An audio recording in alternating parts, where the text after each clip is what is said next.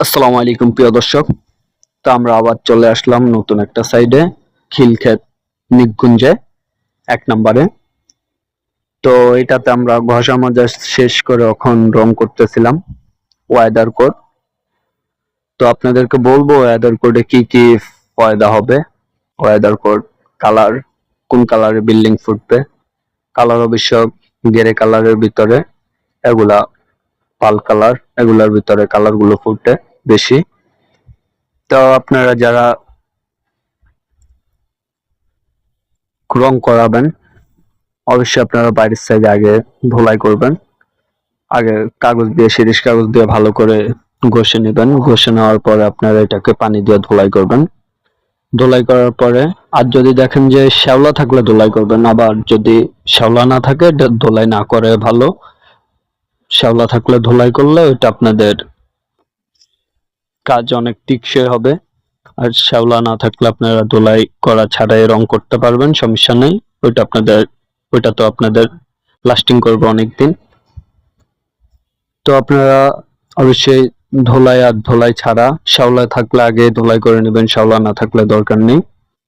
এবং কি আপনারা যারা বলেন যে বাইরের সাইডের রং কিভাবে করলে ভালো হবে, ফার্স্ট করতে আমরা কি করব এবং কি রঙের উপরে কিভাবে কাজ করব, এটা আমাদের আগে রং করা ছিল সিলভার কালার, কখনো আবার সিলভার কালারে সিলভার গেরে ভিতরে কালারটা।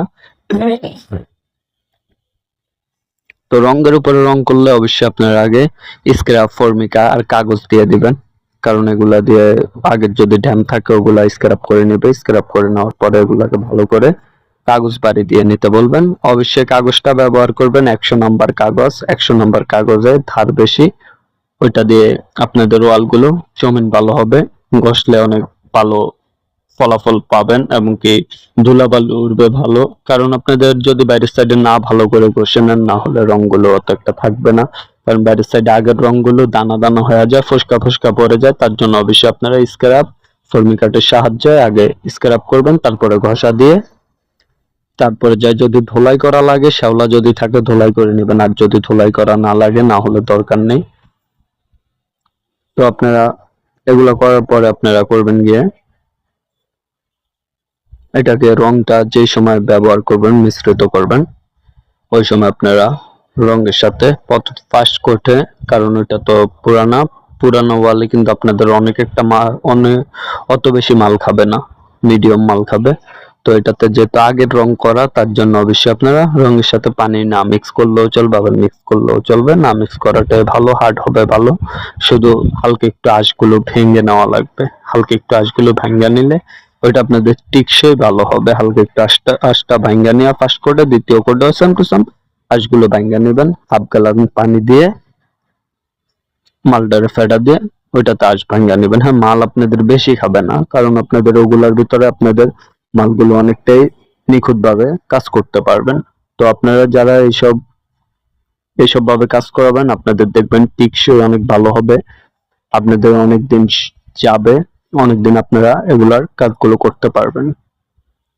তো দ্বিতীয় নাম্বার কথাগুলো হলো গিয়ে, আপনারা অবশ্যই যে জায়গায় ঝুল মাছা যারা কাজ করে তাদের অবশ্যই সেফটি ব্যবহার করতে বলবেন, কারণ রাজুকের লোক দেখলে আপনাদেরকে মামলা করে দিবে।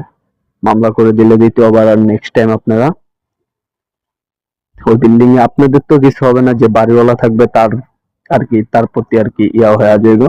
তবে অবশ্যই এরকম করবেন। আর প্লাস্টারের উপরে আপনারা যারা কাজ করাবেন, প্লাস্টারের উপরে সবচেয়ে বেস্ট হবে আপনারা পাথর মেরে ধোলাই করে, তারপরে যে আপনারা সোনোসিন পেন্ট মেরে তারপরে আপনারা সিলার ব্যবহার করবেন। সিলার ব্যবহার করার পর আপনারা 2 দিন শুকাতে দিবেন। 2 দিন শুকাতে দেওয়ার পর আবার রং করবেন, দেখবেন আপনাদের কাজগুলো অনেক টিকসই হবে, অনেকদিন টিকবে, লং লাইফ গ্যারান্টি হবে। আবার আপনাদের 7-8 বছরও আপনারা এই কাজের ভিতরে হাত দেওয়া লাগবে না। তো আপনারা এইভাবে কাজগুলো করবেন, কাজগুলো অনেক নিখুঁত হবে, ফিনিশিংও ভালো হবে। তো যারা আমার ভিডিওগুলো দেখেন অবশ্যই আপনারা শেয়ার করে পাশে থাকবেন, সাপোর্ট করবেন এবং একটা সাবস্ক্রাইব করে দিবেন। ধন্যবাদ।